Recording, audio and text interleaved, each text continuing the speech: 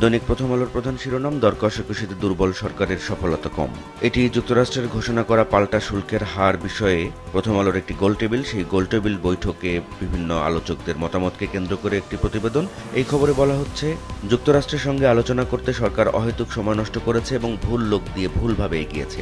2 দফা আনুষ্ঠানিক আলোচনা করা হয়েছে যুক্তরাষ্ট্রের বাণিজ্য প্রতিনিধির সঙ্গে, অথচ পাল্টা শুল্ক কমানোর চূড়ান্ত কর্তৃপক্ষ যে ট্রাম্প প্রশাসন, তাদের সাথে কোনো আলোচনাই করা হয়নি। এ সংক্রান্ত আরও একটি খবর দিয়েছে প্রথম আলো, শেষ সময়ে ব্যবসায়ীদের দ্বারস্থ সরকার। এটিও যুক্তরাষ্ট্রের সঙ্গে দর কষাকষি কেন্দ্রিক সংবাদ। এই খবরে বলা হচ্ছে, দীর্ঘদিন ধরে ব্যবসায়ীরা তাদের প্রতিনিধিদের এই আলোচনার সঙ্গে যুক্ত করার কথা বলে আসছিলেন এবং সরকার বারবারই আশ্বাস দিয়েছিল যে তারাই সমস্যা সমাধান করতে পারবে। সেটিতে ব্যর্থ হয়ে এখন শেষ সময়ে এসে সরকার ব্যবসায়ী এবং রপ্তানিকারকদের এই বিষয়ে প্রয়োজনীয় উদ্যোগ নিতে বলছে। প্রধানমন্ত্রীর একাধিক পদে থাকা নিয়ে এখনও ঐকমত্য হয়নি। সংস্কার নিয়ে আলোচনা কেন্দ্রিক এই সংবাদে বলা হচ্ছে, তত্ত্বাবধায়ক সরকারের রূপরেখা নিয়ে সমন্বিত প্রস্তাব দিয়েছে ঐকমত্য কমিশন, তবে এই প্রস্তাবের কিছু অংশ নিয়ে বিভিন্ন দলগুলো এখনও একমত হতে পারেনি। গোপালগঞ্জে সহিংসতা কেন্দ্রিক 2টি খবর প্রথম আলো ছাপিয়েছে। একটি শিরোনাম, গোপালগঞ্জে সহিংসতা ঠেকাতে পর্যাপ্ত প্রস্তুতি ছিল না, এটি গতকাল স্বরাষ্ট্র মন্ত্রণালয়ের সভায় উঠে এসেছে। অন্য একটি শিরোনাম, গণগ্রেপ্তারের অভিযোগ 4টি হত্যা মামলা। এই গণগ্রেপ্তারের অভিযোগটি করেছে বিএনপি এবং স্থানীয় বিএনপি নেতাকর্মীরা জানিয়েছেন যে হামলা এবং সংঘর্ষের জেরে কোটালীপাড়ায় আইনশৃঙ্খলা রক্ষাকারী বাহিনী গণগ্রেপ্তার চালাচ্ছে। কক্সবাজারে সত্য উন্মোচন করার পর বাধা আসছে। জাতীয় নাগরিক পার্টির পদযাত্রা কর্মসূচিকে কেন্দ্র করে প্রথম আলোর এই সংবাদ। এই সংবাদে বলা হচ্ছে, চট্টগ্রামে নাহিদ ইসলাম বলেছেন যে কক্সবাজারে তারা সত্য উন্মোচন করার পর তাদের সভা সমাবেশে বাধা দেওয়া হচ্ছে, এটি তাদের অভিযোগ। যুবককে আটকে রেখে বুথ থেকে 6 লাখ টাকা তুলে নিল দুর্বৃত্তরা। এই শিরোনামে প্রথম আলোর যে সংবাদ, তাতে বলা হচ্ছে, প্রাইভেট কারে যাত্রী হিসেবে ওঠার পর এক তরুণকে জিম্মি করে বিভিন্ন ব্যাংকের বুথ থেকে 6 লাখ টাকা তুলে নিয়ে যাওয়া হয়েছে, এমনটি বলা হচ্ছে এই সংবাদে। ব্যাটে বলে পাকিস্তানকে উড়িয়ে দিয়ে স্মরণীয় এক জয়। গতকাল বাংলাদেশ পাকিস্তান টি-20 ম্যাচকে কেন্দ্র করে এই সংবাদ। এই সংবাদের সাথে একটি ছবিও ছাপানো হয়েছে। এই ছবিতে দেখা যাচ্ছে পারভেজ হোসেন এবং জাকির আলী, তারা জয়ের আনন্দ নিয়ে মাঠ ছাড়ছেন। দৈনিক সমকালের প্রধান শিরোনাম, রাজনৈতিক মামলা প্রত্যাহারে ধীরে চলছে জেলা কমিটি। এই খবরে বলা হচ্ছে, আওয়ামী লীগ সরকারের আমলে যেসব রাজনৈতিক হয়রানিমূলক মামলা ছিল সেসবের প্রত্যাহার কার্যক্রমে ধীরে চলছিল জেলা প্রশাসকের নেতৃত্বাধীন কমিটি। এখন পিপির মাধ্যমে আবেদন পেয়ে মামলা প্রত্যাহারের সরকারি আদেশ জারি করেছে স্বরাষ্ট্র মন্ত্রণালয়। ফলে স্থানীয় পর্যায়ে জেলা কমিটির অজান্তে অনেক মামলা প্রত্যাহার করা হচ্ছে। সরকারের দুর্বল প্রস্তুতিতে ব্যবসায়ীরা হতাশ। যুক্তরাষ্ট্রের পাল্টা শুল্ক বিষয়ক এই সংবাদে বলা হচ্ছে, যুক্তরাষ্ট্রের পাল্টা শুল্ক কমানোর বিষয়ে যে দর কষাকষি চলছে সেখানে সরকারের প্রস্তুতিতে ব্যবসায়ীরা হতাশা প্রকাশ করেছেন। বিশেষজ্ঞরা বলছেন যে এমন দুর্বল সরকারের পক্ষে সফল দর কষাকষির নজির খুবই কম। জ্বালানি ও বিদ্যুতে মালিকানার সীমা উন্মুক্ত চায় যুক্তরাষ্ট্র। ব্যবসায়ীদের হতাশার এই সংবাদের পাশাপাশি এক কলামের এই সংবাদে বলা হচ্ছে, বাংলাদেশে বিনিয়োগের ক্ষেত্রে মার্কিন প্রতিষ্ঠানে সব ধরনের বাধার অবসান চায় যুক্তরাষ্ট্র। 4 হত্যা মামলায় পুলিশ বাদী, আসামি 5400।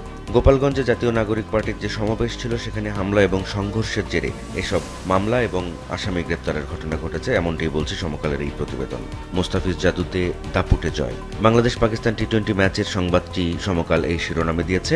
সমকালের শেষ পাতার খবর, ডাকসু নির্বাচনের তফসিল 29 জুলাই, ভোট সেপ্টেম্বরে। সমকালের শেষ পাতার অন্য আরেকটি খবরে বলা হচ্ছে, কক্সবাজারে সত্য উন্মোচনের পর বাধা দেওয়া হচ্ছে। এটি গতকাল চট্টগ্রামে এনসিপির সমাবেশে নাহিদ ইসলাম বলেছেন, সেটিকেই শিরোনাম করেছে সমকাল। দৈনিক বাংলাদেশ প্রতিদিনের প্রধান শিরোনাম, কিছুতেই হচ্ছে না ঐক্য। এই খবরে বলা হচ্ছে, সংসদের উচ্চকক্ষ, তত্ত্বাবধায়ক সরকার, প্রধানমন্ত্রী, সংসদ নেতা ও দলীয় প্রধানের দায়িত্ব নিয়ে সুরাহা হয়নি। পিআর পদ্ধতি সহ গুরুত্বপূর্ণ সব ইস্যুতেই বাড়ছে অনৈক্য। এর পাশাপাশি আরেকটি সংবাদে বাংলাদেশ প্রতিদিন বলছে, ফেব্রুয়ারিতে নির্বাচনে ছাড় দেবে না বিএনপি। সময় পেয়েও কাজে লাগাতে পারেনি অন্তর্বর্তী সরকার। এটি বাংলাদেশে মার্কিন শুল্ক নিয়ে একটি প্রতিবেদন। এই খবরে বলা হচ্ছে, এ বিষয়ে লেজে গোবরে অবস্থা দেখা দিয়েছে এবং বাংলাদেশি পণ্য রপ্তানির উপর মার্কিন যুক্তরাষ্ট্রের আরোপিত 35% শুল্ক নিয়ে দর কষাকষিতে পিছিয়ে পড়েছে অন্তর্বর্তী সরকার এবং 90 দিনের যে সুযোগ ছিল সেটিও কাজে লাগাতে পারেনি, এমনটি বলা হয়েছে বাংলাদেশ প্রতিদিনের এই সংবাদে। এর পাশাপাশি গতকালকে প্রথম আলোর গোলটেবিল বৈঠক নিয়েও একটি প্রতিবেদন করেছে বাংলাদেশ প্রতিদিন। এর শিরোনাম, 40 বছরেও রপ্তানিতে এমন সংকট দেখিনি। এটি ব্যবসায়ী নেতারা গতকাল এই গোলটেবিল বৈঠকে বলেছেন। এ সংক্রান্ত আরও একটি খবর রয়েছে বাংলাদেশ প্রতিদিনের। শিরোনাম বাংলাদেশের বিরুদ্ধেই সর্বোচ্চ শুল্ক। এই খবরে বলা হচ্ছে 1 আগস্ট থেকে নতুন ট্যারিফ নীতির আওতায় বাংলাদেশের রপ্তানি পণ্যের উপর প্রায় 50% শুল্ক হার কার্যকর হতে পারে। এই হার যুক্তরাষ্ট্রের সব বাণিজ্য অংশীদার দেশের মধ্যে সবচেয়ে বেশি। রেকর্ড গড়া জয় টাইগারদের। গতকাল মিরপুরে পাকিস্তানের সঙ্গে বাংলাদেশের প্রথম টি-20 ম্যাচ ছিল। সেই ম্যাচটি জয়ের প্রসঙ্গে এই সংবাদ করেছে বাংলাদেশ প্রতিদিন। তাদের শেষ পাতার একটি খবর, পানি প্রবাহ নিয়ে উদ্বিগ্ন বাংলাদেশ ও ভারত। এটি চীনের তিব্বতে বিশাল বাঁধ নির্মাণ প্রকল্প উদ্বোধন করেছে চীন, এবং সেই বাঁধ নির্মাণ প্রকল্পকে ঘিরে দুই দেশের উদ্বেগ, এমনটি জানানো হয়েছে এই প্রতিবেদনে। তিস্তার পানি বিপদসীমা ছুঁই ছুঁই, বন্যার আশঙ্কা। লালমনিরহাটের খবর, বাংলাদেশ প্রতিদিন এই খবরে বলছে উজান থেকে আসা পাহাড়ি ঢল ও ভারী বৃষ্টিপাতের কারণে তিস্তা নদীর পানি বেড়ে এই অবস্থা তৈরি হয়েছে, এবং এতে তিস্তা অববাহিকায় বন্যার আশঙ্কা দেখা দিয়েছে, এমনটাও বলা হচ্ছে এই সংবাদে। দৈনিক আজকের পত্রিকার প্রধান শিরোনাম, হাসিনার বিচার শেষ হতে পারে ডিসেম্বরে। তাদের অন্য আরেকটি খবরের শিরোনাম, বাছাই কমিটির মাধ্যমে প্রধান উপদেষ্টা নিয়োগের প্রস্তাব। এটি জাতীয় ঐকমত্য কমিশনের তত্ত্বাবধায়ক সরকার কিভাবে গঠন হবে সে বিষয়ক একটি খবর। আজকের পত্রিকার অন্য আরেকটি শিরোনাম, গোপালগঞ্জে গণগ্রেপ্তারের অভিযোগ বিএনপির। এই খবরে আজকের পত্রিকা বলছে, গোপালগঞ্জে এনসিপি সমাবেশকে ঘিরে যে হামলা, সংঘর্ষ এবং প্রাণহানির ঘটনা, তারপর যে জারি করা হয়েছিল কারফিউ 144 ধারা, সেসব প্রত্যাহার করা হয়েছে, এবং জেলা প্রশাসন জানিয়েছে অপরাধীদের গ্রেপ্তারে আইনশৃঙ্খলা বাহিনীর অভিযান চলবে। এই খবরে আরও বলা হচ্ছে, গোপালগঞ্জের কোটালীপাড়ায় নাশকতার মামলায় নিরীহ মানুষকে হয়রানি এবং গণগ্রেপ্তারের অভিযোগ তুলে সংবাদ সম্মেলন করেছে উপজেলা বিএনপি। দেশের অবস্থানপত্র আজ যাচ্ছে যুক্তরাষ্ট্রে। একটি যুক্তরাষ্ট্রের পাল্টা শুল্ক নিয়ে আজকের পত্রিকার প্রতিবেদন। এই খবরে বলা হচ্ছে, যুক্তরাষ্ট্রের প্রত্যাশা এবং দেশের লাভ ক্ষতির সব দিক সমন্বয় করে পাল্টা মার্কিন শুল্ক নিয়ে দেশটির সঙ্গে চুক্তির জন্য একটি খসড়া চূড়ান্ত করা হয়েছে। 9 বছরের জয়ের খরা কাটল বাংলাদেশের। এটি গতকাল বাংলাদেশ পাকিস্তান টি-20 ম্যাচকে কেন্দ্র করে আজকের পত্রিকার প্রতিবেদনের শিরোনাম। পত্রিকার শেষ পাতার খবর, ডেঙ্গু রোগী গত বছরের চেয়ে 3 গুণ বেশি। দৈনিক কালের কণ্ঠের প্রধান শিরোনাম, রাজনীতিতে বিভক্তি স্পষ্টতর। এই খবরে বলা হচ্ছে, সংস্কারের গুরুত্বপূর্ণ কিছু ইস্যু, বিশেষ করে সংখ্যানুপাতিক পদ্ধতিতে জাতীয় নির্বাচনের ইস্যুতে 24-এর গণঅভ্যুত্থানের পক্ষের দলগুলোর মধ্যে দূরত্ব এখন আর কোনো রাগঢাক মানছে না। এই খবরে আরও বলা হয়েছে, সংস্কার প্রক্রিয়া বিভক্তি বাড়াচ্ছে, এমনটি বলেছেন ডক্টর শাহদিন মালিক। কালের কণ্ঠের অন্য আরেকটি খবর, ব্যবসা বাণিজ্যে ধস, হতাশ ব্যবসায়ীরা।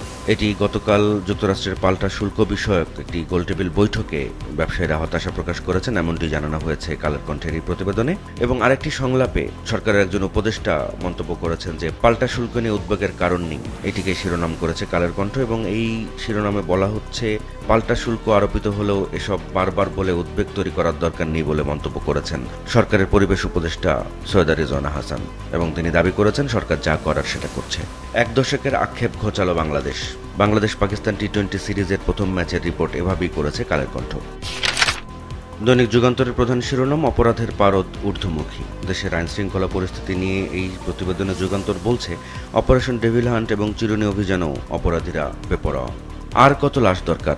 এই শিরোনামে যুগান্তরের যে প্রতিবেদন, সেটি পুরান ঢাকার রাসায়নিকের গুদাম নিয়ে। এই খবরে বলা হচ্ছে, 195টি মৃত্যুর পরও সরেনি রাসায়নিকের গুদাম, এবং পুরান ঢাকায় আগের মতোই নির্বিঘ্নে চলছে কেমিক্যাল ব্যবসা।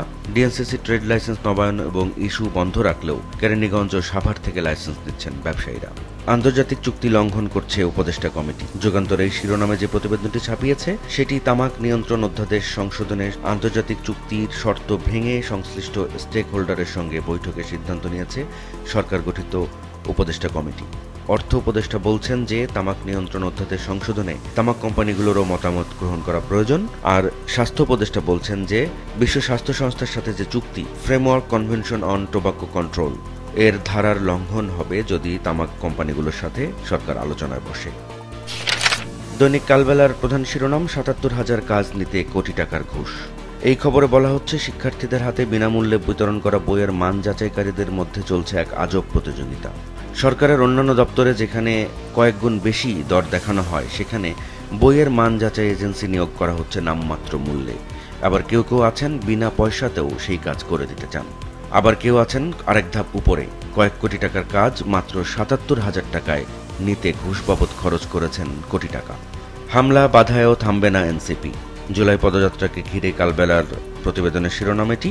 কালবেলার অন্য আরেকটি খবর, গোপালগঞ্জে অভিযান চলবে, গণগ্রেপ্তার বন্ধ চায় বিএনপি এনসিপি।